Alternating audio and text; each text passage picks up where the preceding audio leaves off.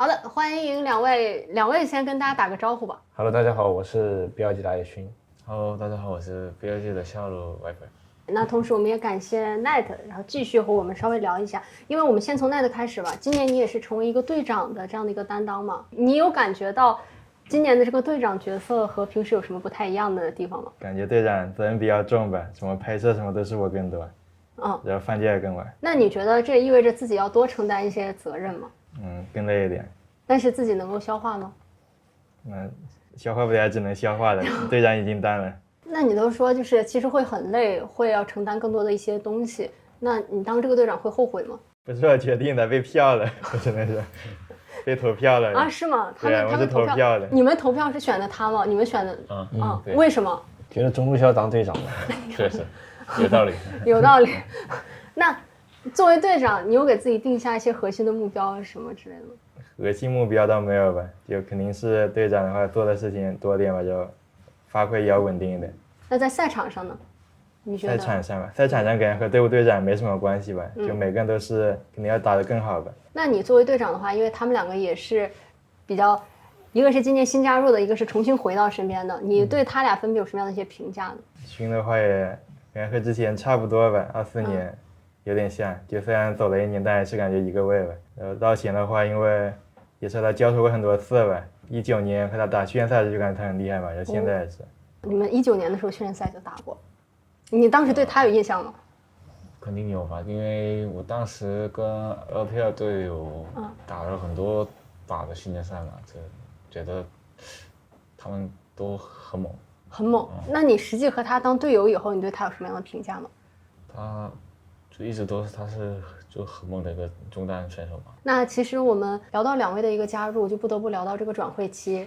那这个转会期，我最好奇的一个关于勋的一个点是，当时大家都有说嘛，BLG 说了一句话，就是这3年的积分都是你打出来的，所以我们要薅引你。这个故事除了你，还有另外一位当事人，我们也在现场。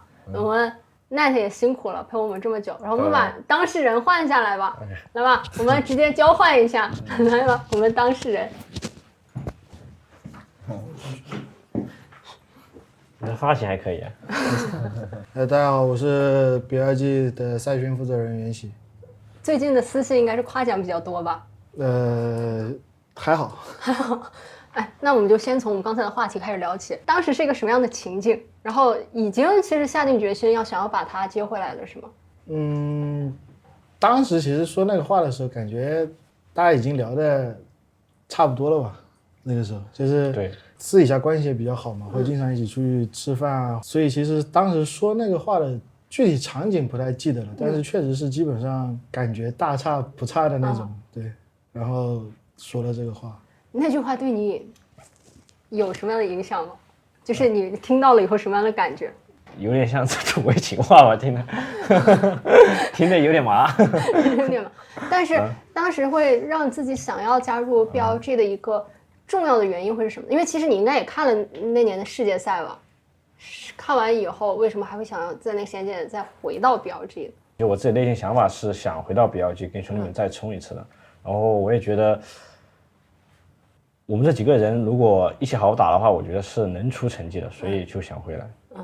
那我要问一下 Viper 的是，因为说实话，前2年 LCK 的成绩很好，所以我觉得在这种情况下，想要重返 LPL 是需要下很多的一个决心和勇气的。为什么会想要重新回到 LPL 加入到 BLG 呢？首先我是一直在23年开始在 LCK 打了嘛，我觉得跟 LPL 跟 LCK 这个就实力其实差没那么多吧，就虽然 LCK 是夺冠4连的嘛，世界赛夺冠了，但还是真的是水平是差不多，所以我觉得还是可以。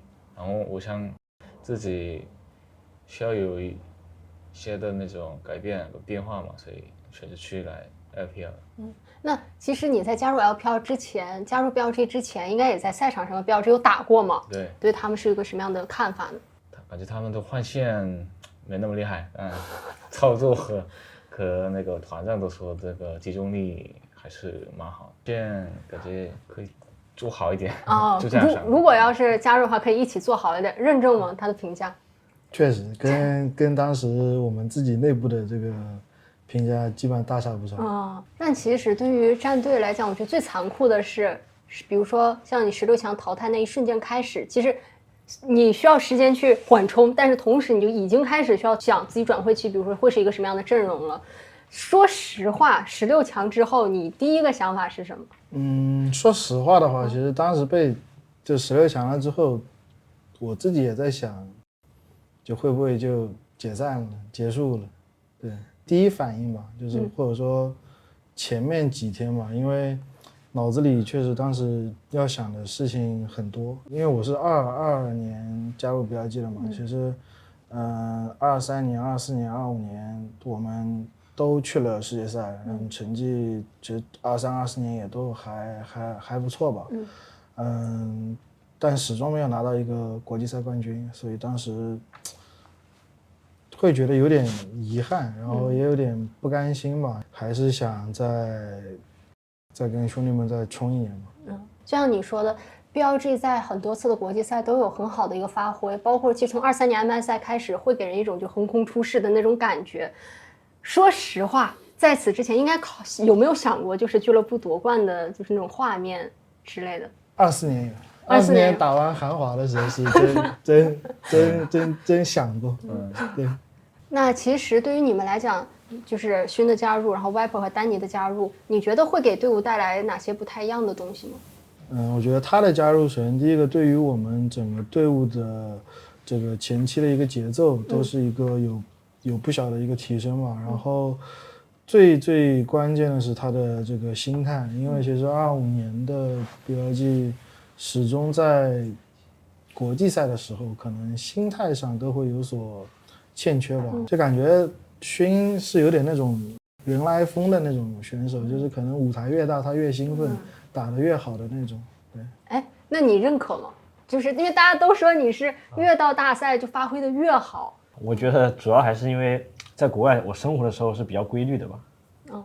这一点我觉得对我打比赛更舒服一点。你早上10点钟打比赛也很舒服。对啊，我是比较享受当下的生活，然后就比如说我想吃什么就会立马想去做，然后想到什么就会立马去做的事情，就这样的人。很多人就是觉得你是那个很适配 BLG 打法的那个打野，你认可吗？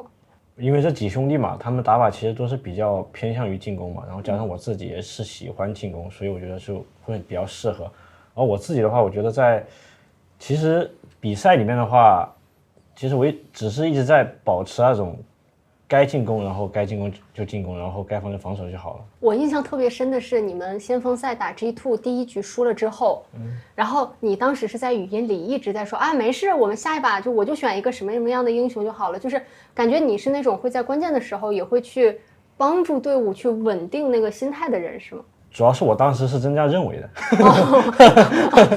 我们把你想深了。没有，主要是我自己这样认为的同时，说这话我觉得会让大家也会更舒服一点，然后会更好赢一点。那其实是我也这样认为，我自己内心是真的是这样认为的。你觉得你在队伍里会是，就是除了游戏内容的方面，然后你其实在心态啊，或者说其他的一些方面，你觉得自己给队伍带来是什么样的一些影响，或者说什么样的定位？我自己的话其实也没有想太多吧，就做好自己该做的就好了。那你还记得你第一次重新坐回 BLG 训练室那个位置，是什么样的感觉？就回到了一个熟悉的环境，然后也很享受这种环境下打比赛，就很开心。很开心。那你觉得像 Viper 他给队伍带来哪些不一样的东西？Viper 因为其实本来转会期的时候，第一时间就是当时好像是没有 Viper 这个选项的。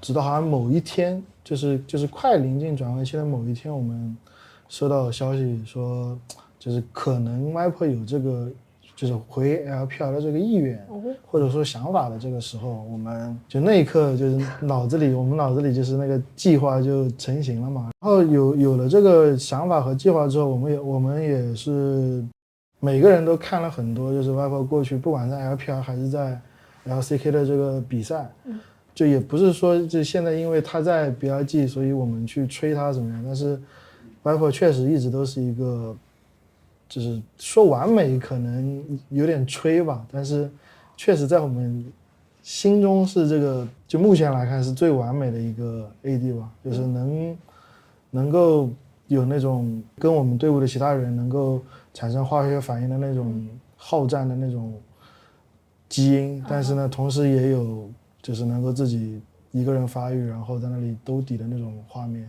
我觉得你最后说的这个我特别认可，因为给我们的观感也是感觉 Viper 是可以很稳的帮助队伍去兜底儿，但是总感觉骨子里也有那种能和大家一起疯到一块儿去的那种感觉。你怎么看自己在标 G 的这个适配度呢？首先，这个先看版本吧，然后不是一个人玩的游戏嘛，就5个人来玩的团队的那个5打5游戏，肯定要配合一下嘛。所以说就是跟队友怎么想吧。那也就是说，其实你是一个愿意，比如说队伍需要大家，比如说围绕上路打，围绕中打，你愿意去为此牺牲一些，就成为那个绿叶一样的人生。因为我打了很久了嘛，就我以前也是，就我来 C 的，就是18年开始只会打下路，然后不太懂就其他路的情况嘛。当时就说实话，我接受不了为什么不来下，就这样的，就脑子里面有这种想法，一直都是。但打着就这个想法就是不太好，然后我也要知道，就其他路也有其他路的那种自己的想法跟他们的需要的点嘛，所以我现在可以都理解吧。哇，很神奇，因为我们上一趴他们3个人，他们都说觉得自己的打法从出道以来没有任何变化，但是看你的话，感觉你的打法其实是随着职业生涯的变长是有变的，然后也能够接受，比如说不去围绕着下路，我去围绕着其他的队友。因为这个游戏里面，特别是打野跟辅助的想法比较重要嘛，因为他们2个位置是能做的事情比较多，前面。所以说，经常都复盘的时候要听一下他们的想法是怎么样子，然后配合一下，这样就应该结果会很好。那其实，就是来到其他的队员们，就包括比如说像斌啊、Night， 大家都是那种很有自己游戏想法的人，也都是能力很强的。那比如说像你们这种3C，会不会担心，就是大家比如说有游戏理解的不一样啊，或者说会担心有一些磨合上的问题呢？这个完全不担心吧，因为肯定是每个人的想法可能一点点不一样嘛，不可能就是完美100%一样的这个想法嘛，因为大家就是自己看的画面是不一样，所以不一样就其实更好嘛，因为有多东西可以聊一下嘛，有更多的东西的碰撞。就是如果外界因为也会给你们一些压力嘛，就是或者说比较高的一个期待，你们是作为赛训的话，你们是怎么去看待的？首先，我相信这个团队的每一个人，从选手到教练到工作人员，哪怕到老板，都会心里面会知道，对于成绩这件事情来说，肯定是有压力的。但是大家都算是身经百战的这个人了，然后很多事情也都该经历的，其实基本上都经历过了。对，所以我觉得还是大家基本上都能保持一个平常心嘛。对。那像勋的话，你今年会有一些额外的压力吗？因为大家都知道之前就标这也是疯狂换打野嘛，那重新回到您多的没有，我自己还好。其实我从在3年在北京待1年之后，其实我自己各方面其实成长挺多的，不管是想法上还是在游戏的内容上，然后加上我自己本身回来意愿也比较强，回来最大原因是我觉得在这边打我会玩得更舒服一点，然后同时跟大家更契合，然后能配合得更好。我记得我们当时转会期的时候说过一句话，小别胜新婚。对。我有一个好奇，因为其实像你们第一赛段的话，大家都会说被 JDG 双杀是一个可能是一个矛盾点的爆发，但其实他们也说，可能在这之前队内的一些配合和磨合，也就是出现了一些问题，需要去不断的去精进的。那可能第一赛段的前期，你觉得你们出现了哪些问题呢？有点难。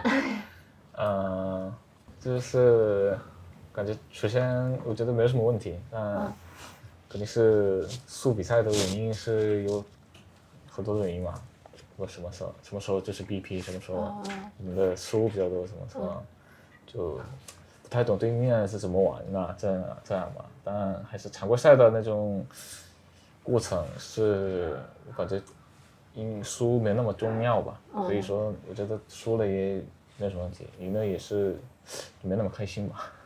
就是更平常心的去看常规赛。那你觉得你们刚开始的话，你会怎么评价你们可能第一赛段的前期的一些发挥？刚开始打的时候，其实整体我状态其实是一般的，然后后面我觉得大丹其实这个人对打野要求蛮高的，然后还一直在鞭策着我不得不进步啊。因为我们也知道，其实确定丹尼教练中间，你们大家也是有很多的沟通嘛，包括其实他也是希望能够得到就是赛训组全权的支持和信任之类的。就是你们在沟通的这个过程当中是什么样的一个状态呢？因为其实找 Danny 不光是今年，就其实过去2年联系方式很早就加上过，然后也有聊过天，每年转会期也都会出来碰一碰。哎，那插一句啊，那为什么是今年最后选定了他？机缘巧合，机缘巧合。对，就是一切都是这个缘分到了。对，很早就有消息说 BLG 在跟 Danny 接触，但是一直到 Danny 签约或者说确定这个加盟，其实当中是有一段比较长的时间的。但其实这段长的时间，也不是说大家在拉扯什么钱啊，就是或者说乱七八糟这些东西，其实因为也没有什么好拉扯的，就是包括说你要说阵容什么的，我们当时阵容我记得也是已经确定了的，对，所以当时90%的时间，大家都是在聊说关于就是26年嘛，就是聊关于26年我们的选手要怎么样去做，就是他可能希望他做的是哪些事情，然后他觉得有哪些事情可能他也不确定的，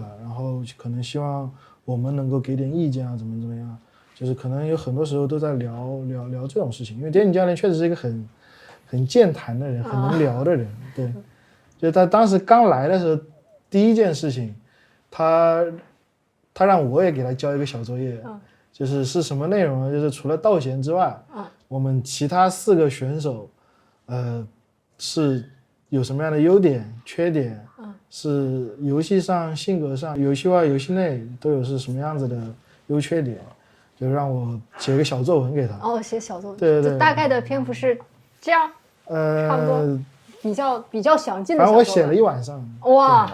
当这个你发给丹尼教练以后，实际过了，比如说一个赛段的一个接触，他认可你的这个分析吗？打完京东了之后，他说就是我说的全都是就是一模一样，一模一样。主要还是因为就是在一起待的时间太久了，对，互相之间都比较了解。那就很多时候你会是那个，比如说，因为我们都知道选手可能遇到了一些，比如说他稍微低谷啊什么的时候，可能很需要有一个人来和他沟通和他交流。你平时会是那个担任这个角色的人？对，过去的时候是会有这样子的，但其实，因为我们的选手，就刚刚我也说过嘛，其实高的也好，低的也好，其实都经历过了。就可能23、24、25年，大家已经把一个电竞选手或者说一个运动员所该经历的整个职业生涯，可能就3年都已经经历完了。对，所以大家的精力上去了之后，其实你再遇到这样子的情况，可能你就是会变得会更波澜不惊一点嘛。对。那我们再回到丹尼教练 ，Piper 对丹尼教练有什么样的想法？就可能相处这么久，我是韩国人嘛，所以一般都跟他聊的时间比较多，而且是韩文听一遍，中文再听一遍，是吧？啊，是的，是有的时候还需要他翻译。啊，是的，是有的时候有点累，但还是听他的复盘是挺好的，然后是大部分都很有用的吧。所以说，其实他的游戏里面的那种细节，然后就理解感觉蛮好。之前就说丹尼教练很会调教打野嘛，特别对于野辅，他们说和你们的交流也是最多的。所以在你心中他是一个什么样的人？包括你们这个磨合的过程是怎么样的？其实大丹他游戏内容讲的是蛮好的，然后细节也特别多。其实我在其他教练上其实比较少的，然后在他身上其实看到蛮多这种很细节的东西，然后这方面其实对我来说是蛮多提升的。然后其他的话，我觉得就正常吧。然后到现在的话，如果给你打分的话，你会觉得你们大概彼此会磨合到一个什么程度呢？如果或者说你觉得他6-7分吧，我觉得。那你觉得他给你带来什么样的一些改变之类的？我自己感受最大的就是后面有人在拿着鞭子在抽你，你不得不前进啊。因为前面3个人用3个字评价丹尼，说是班主任，就像学校老师一样，差不多吧。老师这种管教你们那种感觉。而且听说你们每一天单独的复盘，会有吗？这个单饭其实比较少，但是我觉得之前做的比较多的是，比如说在就是加强你的一些失误的地方，加强你的印象吧，然后让你说出来，就是每天要交这个作业。这个会比较多一点。主要是他跟 Danny 的这个关系真的是很，就真的是很怎么说呢？请讲。怎么了？他跟 Danny 的这个确实就是很微妙，以后真的很有缘分。因为你刚刚说到就是班主任嘛，就如果说 Danny 是班主任的话，感觉勋应该是班级里面就是最自由的那个学生。我听说一件事情，我找你求证一下。什么事情？就是因为去年的时候，他不是在你不是在京东吗？然后 Danny 当时不是就是京东也找过嘛？然后说 Danny 当时也有给他们就是那些人有布置作业，说你们京东其他的人都说了，然后等到你的时候你就发了一句，就是我会自己看着办。是吗？我忘了。你怎么什么都忘？有可能我真这样说的，因为我本来就是确实是你的风格。因为我本身我就是喜欢看当下的情况去决定判断，因为大家的位置需要这样。上一波的人评价你们，我们给你下判断就是表面看着吊儿郎当，但是却意外的靠谱。我们班不不叫我们班了，我们队 Viper 感觉是坐第一排的那种好学生。其他4个人都是最后一排的那种，就是关键时刻可能在某一些情况下才能发挥作用，平时就是可能看上去都有点吊儿郎当。都看起来吊儿郎当，却意外的考试成绩很不错的那种孩子。那我们要问，其实你们第一赛段的中期也过得不是很顺利嘛？然后包括说也有一些连败，输京东，包括输滔博，就是当时你觉得队内可能是哪些部分的问题比较大呢？就没什么问题，因为我觉得常规赛事就试一下嘛，有的时候就试一下这个英雄的强度，看看怎么个事。对，看一下就是我们到底能不能接受这种的 BP 还是这种的玩法，然后什么适合我们，就是这个不好说，就是输一天不能说就完蛋了没有。所以说我觉得没什么问题，但就我们的没做好的点是就是配合比较差嘛，我们的游戏里面的那个团队上面的东西没做好。然后我看还有那个纪录片的时候，丹尼也说，就可能沟通啊什么的也出现一些问题。那你们后面是怎么去根据这方面去进行改进的？主要原因是打开麦克风交流了吧？怎么之前麦克风半开半闭的是吗？没有，是看心情的。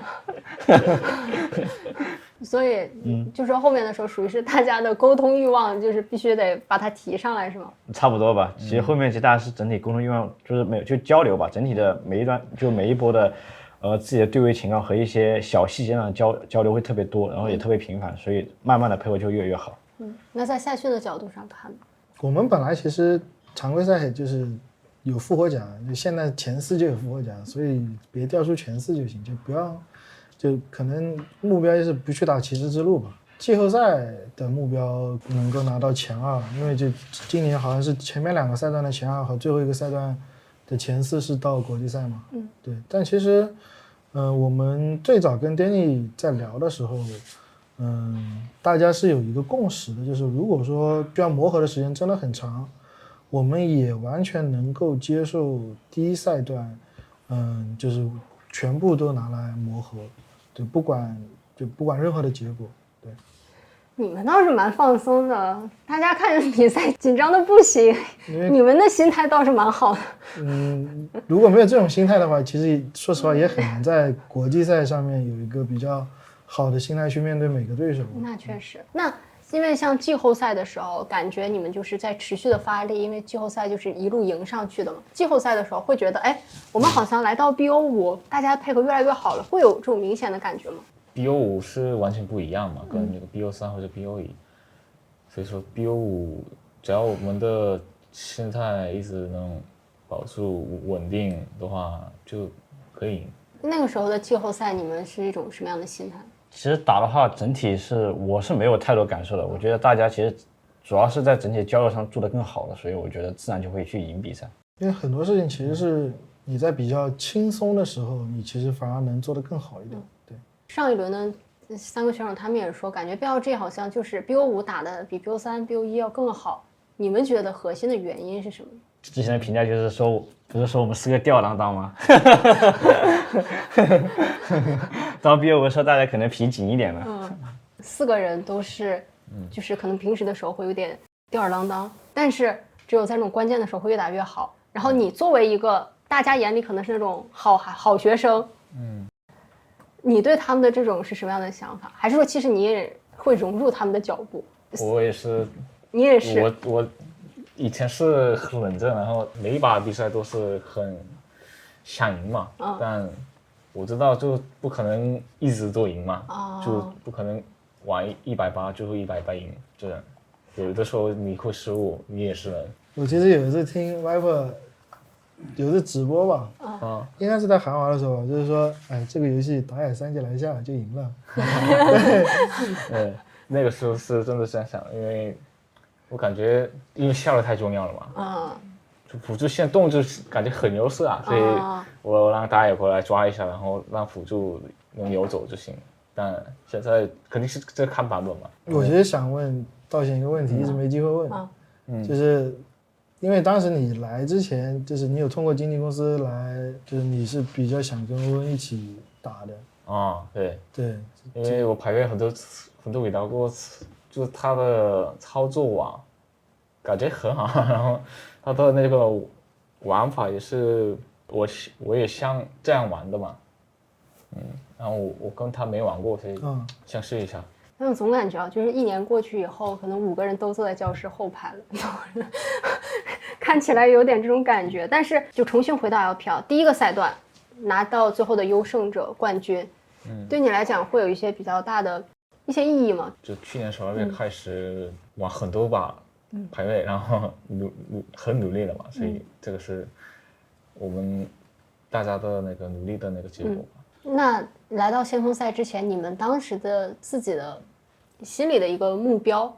其实整体我觉得在先锋赛这次，我觉得是整体是比较轻松的嘛。我觉得我们其实打的状态都挺好的，然后在打 BF 叉，我觉得输也是因为我们自己太过于浪了吧。然后在后面打，不管是京东还是 G2，我觉得都是玩的，就是我们整体发挥都特别好。那我有一个问题很好奇的是，因为像对于你来讲，你拿过 S 赛的冠军，就是很多职业选手他们最后最大的梦想就是这个世界赛的冠军。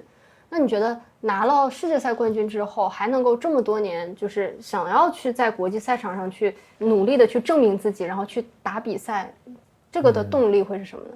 第一个就是还是喜欢这个游戏吧，我会觉得拿到世界冠军之后会有那种变化，但还是一样吧。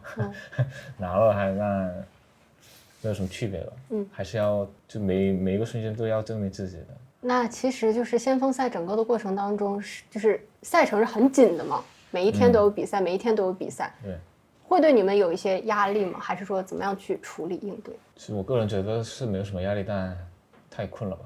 太困了，因为倒时差是吗？那个也有然后如果你要打就第2把的话，明天的比赛比较早，所以说状态最重要吧。国际赛事确实要把握健康，了解。然后你心态太重要了。吃好睡好。对。感觉你除了就是应付赛程之外，还能够比如说去探店找点好吃的或者什么之类的，就是你是怎么样去尽可能的去平衡赛场，然后包括说自己的一个状态呢？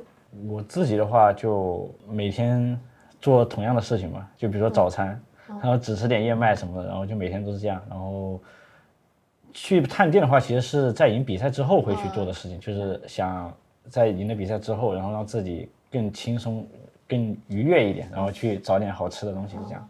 那整个先锋赛，你们有没有印象比较深的一场比赛啊，或者是什么之类的一个瞬间？没有，我感觉这次其实整体是比较轻松的吧。没有太大压力。没有太大压力。那因为这是你的第一个国际大赛的一个冠军嘛，就是还没有摧毁对方水晶，但马上意识到自己要夺冠的时候，是什么样的一种情绪呢？这一次我是没有太多感受的，但是我在24年的时候，其实内心是会有很多想法，然后还在想上台要说什么。没事，咱都努力，今年年底说出来好吧？今年我是没有太多想法，就没有想太多。哎，那我有个很好奇的，因为24年看完你们那个决赛之后，我有很长一段时间就是我很怕看决赛，就是包括你们的先锋赛，就是我内心也觉得你们肯定大家都觉得你们的赢面大嘛，但是我就是很害怕。那对于你们会有吗？还是说其实还好？但也确实是因为我们确实在很多大赛上就是拿到了亚军嘛，大满贯，大满贯，然后可能所以会让大家对我们可能会有点觉得在决赛上是不是会有点不稳，然后可能会不会发狂什么的。但其实我们自己内心的选手想法是没有太多的，只想着在台上好好打就够了。你的话，你在夺冠的时候，马上就要夺冠的时候是最危险的嘛，因为那个时候就可能心态里面的那种有变化，就那种想法你知道吗？马上就要马上就赢，马上就要赢，对，马上就夺冠了，这个想法就是可以影响到你的游戏里面的那种自然的操作啊，还是就是那种想法，所以我一般都会就想一模一样的就是比赛，就这样想。就尽可能让自己有一个平和的心态。那你们因为这次在巴西特别远嘛，所以说其实像你们得知他们在现场夺冠了，你们是什么样的心情？我不知道可能观众是会不会跟我们自己看自己队伍的比赛一样，但是一般来说看到我们队伍哪怕就比如说那种人头落后，但是可能经济差的不多的情况下，我都感觉就是我们是能赢的，因为我感觉我们队伍里每个人就都是能 C 的那种。但是我觉得这个夺冠，你觉得对于俱乐部来讲，肯定还是有它的一个意义吧？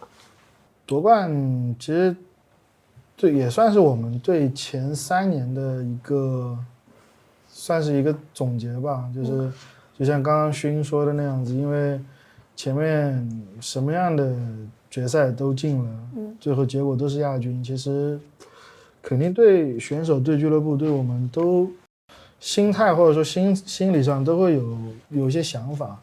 这个就跟这种魔咒可能差不多吧。对，然后这次这个夺冠，也算是这种打破魔咒嘛。然后同时也是让我们整个选手啊、俱乐部啊，就是大家又多了一次可能为数不多能够还没有体验过的这种经历。然后我相信这种经历也会对我们未来比赛也好，都会有一个帮助吧。对，因为我一直觉得就是我在网上看到过一句话，就是我觉得还挺对的，就是说没有什么所谓的一战成名，其实都是百炼成钢。对，就是所以我是一直觉得大家把该经历的事情都经历过一遍，那等到再经历的时候就不会太慌。对，只是说这个路我们可能走了3年嘛。那对于26年来讲，这才是最开始的起步，所以还好，未来还有更多的机会嘛。接下来想聊一下，因为就是包括赛训什么的，其实他们也都很负责。Viper 来到 BLG 以后，对整个俱乐部，无论是比如说饮食啊，然后住宿啊，然后他们的支持啊，会有什么样的感觉吗？很喜欢这种就是能完全集中游戏的那种环境。就别的都 OK， 我比较喜欢那种大家一起努力，然后一起加油的那种氛围，大家可以就集中于游戏，然后其他的时候给予的一些支持。对，这个也是蛮好，就特别是丹尼教练嘛，他是很喜欢游戏的一个人。他们都说丹尼教练是很喜欢排位，对游戏也很热爱。对，感觉打得比彭林勋还多排位。他真的打得很多。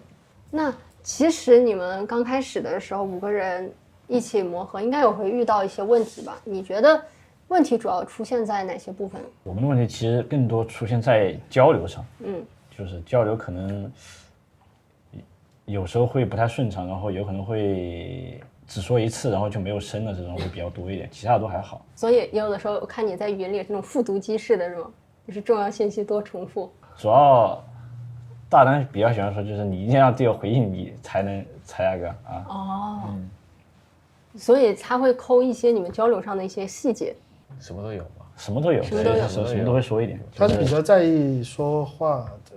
而且我知道他复盘是，比如说会让你们也要说一些自己的一些看法，是吗？没有，我觉得他有绝对自信，蛮好的。就他对自己一些细节上，我觉得他是有绝对自信的。然后所以就他会一直讲，然后我们也其实讲的会比较少吧，除非是觉得有更好的才会讲。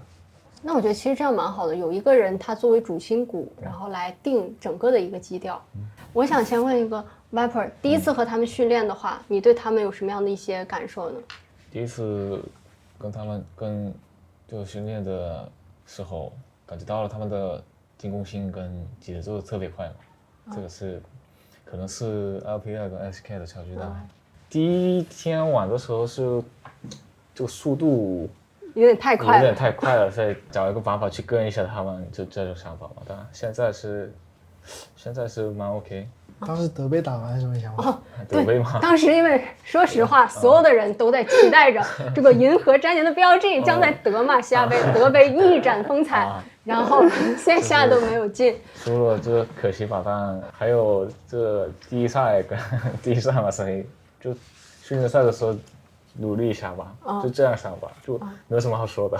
就觉得也还好，只能接受。不是接不接受的问题，就是输了就你得没办法接受，没办法了，只能接受吧。